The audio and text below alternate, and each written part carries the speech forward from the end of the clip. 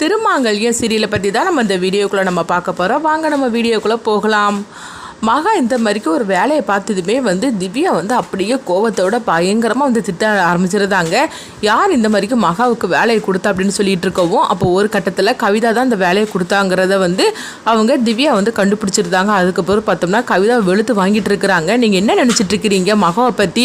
அவள் படித்தது வேணால் கம்மியாக இருக்கலாம், ஆனால் அதில் அவள் கோல்டு மெடலாக்கும் வாங்கியிருக்கிறா அப்படின்னு சொல்லவும், அவளுக்கு அதுக்கு மேலே படிக்கிறதுக்குள்ள ஒரு சந்தர்ப்பம் கிடைக்கல. அப்படி மட்டும் கிடைச்சிருந்துன்னா இன்றைக்கி நம்மளை விடவும் அவள் ரொம்பவே சூப்பராக படித்து பெரிய லெவலில் அவள் போயிருப்பா. ஆனால் அதுக்குள்ள சந்தர்ப்பம் அவளுக்கு கிடைக்கல. ஆனாலும் நீங்கள் இந்த மாதிரிக்கு அவளை அவமானப்படுத்துவீங்கன்னு சொல்லி நான் கொஞ்சம் கூட எதிர்பார்க்கவே இல்லை.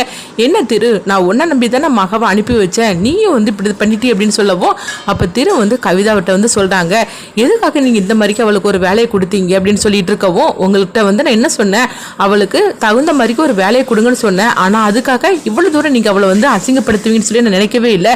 ஏன் இப்படி பண்ணினீங்க அப்படின்னு சொல்லிட்டு இருக்கோம். இப்போ கவிதா சொல்கிறாங்க, இங்க பாரு திவ்யா, இந்த மகன் நீங்க தூக்கி எறிஞ்சு பேசுவியா? என்ன இருந்தாலும் சரிதான், நான் உன்னுடைய சித்தியாக்கும் எல்லாரும் முன்னாடி இப்படி அவமானப்படுத்துற மாதிரிக்கு பேசுவே அப்படின்னு சொல்லிட்டு இருக்கவும், இங்க பாருங்க சித்தி, இதெல்லாம் வீட்டில் மட்டும்தான். அது மட்டும் இல்லாம மகாவை இங்க அழைச்சிட்டு வந்தது நான். அப்படி இருக்கும்போது அவளுக்குன்னு சொல்லிக்கிட்டு நான் ஒரு கௌரவத்தை ஏற்படுத்தணும்னு சொல்லி நினைக்கிறேன். ஆனா நீங்க இந்த அளவுக்கு அவளை அசிங்கப்படுத்துவீங்கன்னு சொல்லி நான் கொஞ்சம் கூட எதிர்பார்க்கவே இல்லை அப்படின்னு சொல்லிட்டு இருக்கவும், உங்களுக்கு மகா மேல அப்படி என்னதான் கோவம்? அன்னைக்கு என்னன்னா அவளை வீட்டை விட்டு அனுப்பி விட்டீங்க, இன்னைக்கு என்ன இந்த அளவுக்கு அவளை அசிங்கப்படுத்திருக்கீங்க அப்படின்னு சொல்லும் போது, என்னது நான் என்னமோ பெரிய தப்பு பண்ணிட்ட மாதிரிக்கே எல்லாரும் முன்னாடியே நீ இந்த மாதிரிக்கே நான் அசிங்கப்படுத்திட்டு இருக்கிற அப்படின்னு சொல்லவும், அப்போ உடனே திவ்யா சொல்லிட்டு இருக்கிறாங்க, இதுக்கு மேலே மகாவுக்கு என்ன வேலை அந்த ஆஃபீஸில் கொடுக்க போகிற திரு அப்படின்னு சொல்லி கேட்டுட்ருக்கோம். இப்போ திருவுக்கு என்ன பண்ணுதுன்னே தெரியல.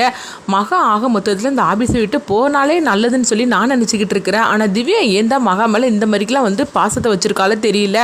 அவள் யாருங்கிற உண்மை மட்டும் தெரிஞ்சிச்சுன்னா அந்த நேரம் என்ன நடக்க போதோ தெரியல. இதை புரிஞ்சிக்காமல் திவ்யா இப்படிலாம் பேசிகிட்டு இருக்கிறான். அந்த மகாவும் இதுதான் சாக்குன்னு சொல்லிட்டு அவளும் இங்கேருந்து போக மாட்டேங்கிறா.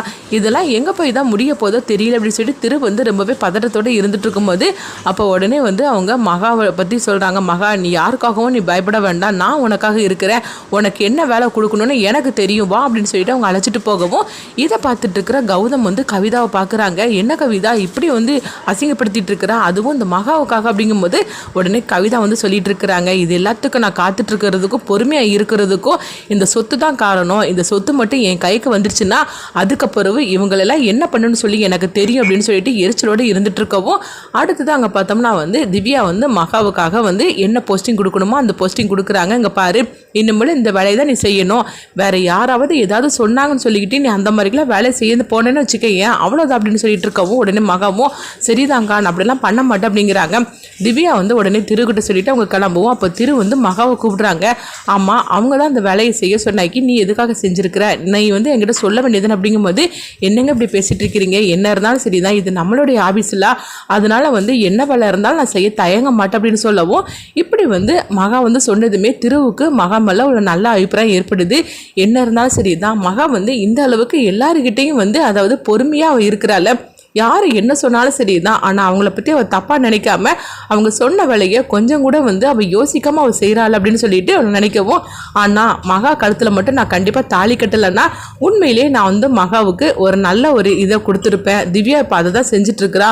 ஆனால் மகா நான் தாலி கட்டின மனைவிங்கிற விஷயம் மட்டும் திவ்யாவுக்கோ மற்றவங்களுக்கு தெரிஞ்சிச்சுன்னா என்ன ஆகுறதுக்கோ தெரியல அப்படின்னு சொல்லிட்டு இருக்கவும், அதனால தான் இவளை இங்கேருந்து கிளப்பணும்னு சொல்லி நான் நினைக்கிறேன் அப்படின்ட்டு இருக்கவும், அப்போ திரு மகா கிட்ட சொல்கிறாங்க, அங்கே பாரு மகா, இது எல்லாமே அந்த பூஜை முடிகிற வரைக்கும் தான், அதுக்கு பிறகு இந்த பூஜை முடிஞ்சதுக்கு பிறகு நீ ஒரு நிமிஷம் கூட அங்கே இருக்கக்கூடாது அப்படிங்கும்போது, உடனே அவங்க மகாவும் சொல்கிறாங்க, நீங்கள் கவலைப்படவே வேண்டாம், இந்த பூஜை மட்டும் முடிஞ்சதுக்கு பிறகு நானே இங்கேருந்து போயிடுவேன், நீங்கள் அதை வரைக்கும் தயவு செய்து எனக்கு இங்கே இருக்கிறதுக்கு அனுமதி கொடுங்க அப்படிங்கவும், அதுக்காக தான் நானும் பொறுமையாக இருக்கிறேன் அப்படின்னு சொல்லிட்டு இருக்கிறாங்க.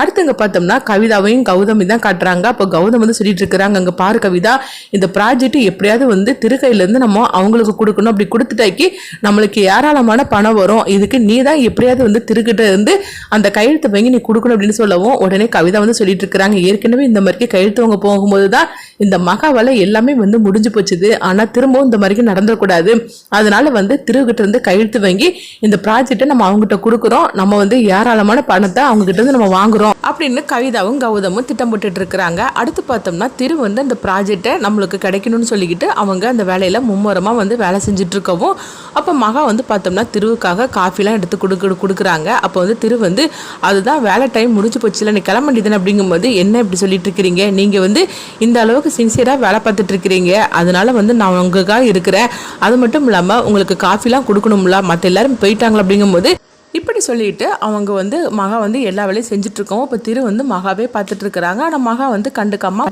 பார்த்தோம்னா வந்து கவிதாவை தான் காட்டுறாங்க. கவிதா வந்து திரு இந்த ப்ராஜெக்டில் மும்முரமாக வேலை செஞ்சுட்டு இருக்குது அவங்க பார்த்துட்டு இருக்கிறாங்க. இவன் போனதுக்கப்புறமா அந்த டாக்குமெண்ட்டை நம்ம எப்படியாவது எடுத்துடணும் அப்படின்னு சொல்லிட்டு அவங்க கவிதா வந்து நினைக்கவும் அடுத்து பார்த்தோம்னா திரு வந்து அந்த வேலையெல்லாம் செஞ்சுட்டு இருக்கவும் அப்போ வந்து கவிதா அங்கே வராங்க. என்ன நீங்கள் போகலையா அப்படின்னு சொல்லிட்டு இருக்கவும் இல்லை எனக்கு கொஞ்சம் வேலை இருக்குது அதான் செஞ்சுட்டு இருக்கிறேன் அப்படிங்கும்போது உடனே அப்படின்னு சொல்லி கேட்டுட்டு இருக்கவும் அப்போ மகா வந்து கவிதா பார்க்குறாங்க. உங்களுக்கு காஃபி ஏதாவது வேணும் அப்படிங்கும்போது உன் காஃபியும் வேண்டாம் ஒன்றும் வேண்டாம் ஒழுங்கு மரியாதை இங்கேருந்து போயிரு அப்படின்னு சொல்லி கவிதா வந்து அவங்க மகாவை போட்டு திட்டவும் மகா வந்து சோகத்தோடு அங்கேருந்து வந்துருந்தாங்க. அடுத்து பார்த்தோம்னா வந்து திவ்யா வந்து மகாவுக்கு ஃபோன் பண்ணுறாங்க. மகா அங்கே என்ன ஆச்சுது, நீ வீட்டுக்கு கிளம்பிட்டே அப்படிங்கும்போது இல்லை எங்கள் வேலையெல்லாம் முடியலை, அவர் வேலை செஞ்சுட்டு இருக்கிறாரு, அதனால தான் நானும் இங்கே இருக்கிறேன் அப்படிங்கும்போது உடனே திவ்யா வந்து ரொம்பவே சந்தோஷப்பட்டுட்டு இருக்கிறாங்க. உனக்கு அங்கே வேறு எந்த பிரச்சனையும் இல்லை அப்படிங்கும்போது இல்லைக்கா எனக்கு வேறு எந்த பிரச்சனையும் இல்லை அப்படின்னு சொல்லிட்டு இருக்கவும் சரிதான்னு சொல்லிட்டு அவங்க ஃபோனை வச்சுருந்தாங்க. அடுத்தவங்க பார்த்தோம்னா திரு வந்து அந்த ப்ராஜெக்ட் எல்லாமே செஞ்சு முடிச்சிடவும் அப்போ கவிதாவும் கிளம்பி போகிற மாதிரிக்கு கிளம்பி போகிறாங்க. திரு பார்த்தோம்னா அந்த ப்ராஜெக்டை வந்து ஒரு இடத்துல வைக்கிறாங்க. அப்போ கவிதா வந்து ஒளிஞ்சு நின்று பார்த்துட்டு இருக்கிறாங்க. ஓஹோ இதில் தான் வைக்கிறான்னா இதை நம்ம எப்படி எடுத்துட வேண்டியதான்னு சொல்லிட்டு கவிதா நினைக்கிறாங்க. அதே நேரத்தில் இங்கே மகாவையும் காட்டுறாங்க. கவிதாவோட திட்டத்தை மகா வந்து எப்படி முறியடிக்க போகிறாங்க, அந்த ப்ராஜெக்டை வந்து எப்படியாவது வந்து அடுத்தவங்களுக்கு கொடுக்கணும்னு சொல்லிட்டு கவிதாவும் கௌதமும் திட்டம் போடுறாங்க. இதை வந்து பார்த்தோம்னா மகா வந்து எப்படி முறியடிக்க போகிறாங்க, அடுத்தது என்னென்ன நடக்க போகுது அப்படின்னு சொல்லிட்டு வெயிட் பண்ணி பார்க்கலாம்.